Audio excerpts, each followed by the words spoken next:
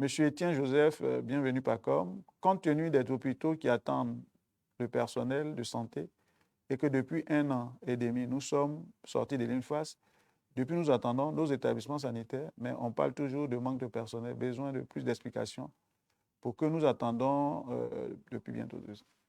Oui, effectivement, cette mesure, c'est quelque chose que nous avons constaté nous-mêmes. Quand les étudiants sortent de l'INFAS, pour leur titularisation, ils doivent attendre 1 an.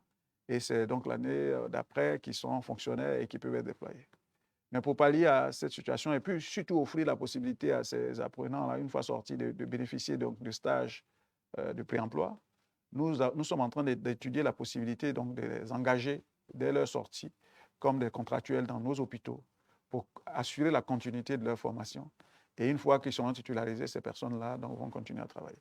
Et ça nous permettra de réduire effectivement l'écart entre les besoins réels donc, de personnel et la disponibilité des personnels soignants en ce moment dans nos hôpitaux.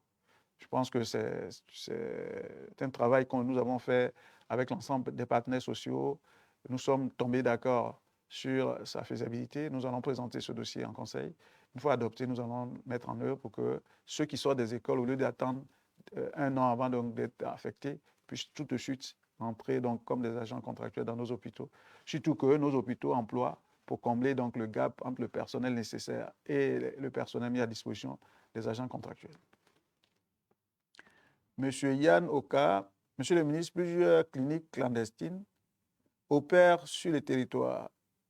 Qu'est-ce qui est fait contre ce phénomène? C'est une très bonne question. Je pense qu'en juin dernier, nous avons lancé l'opération Zéro clinique illégale en Côte d'Ivoire. Parce qu'effectivement, c'est un phénomène qui pollue notre système et qui met en mal la santé des Ivoiriens. Des gens ouvrent des hôpitaux sans remplir les conditions idoines et on n'est pas sûr que les personnels qui travaillent les qualifications requises.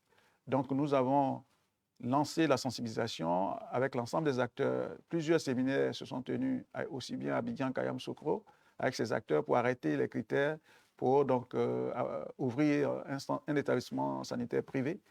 Et nous avons lancé la sensibilisation à travers les médias pour que tous ceux qui ont des centres ou des établissements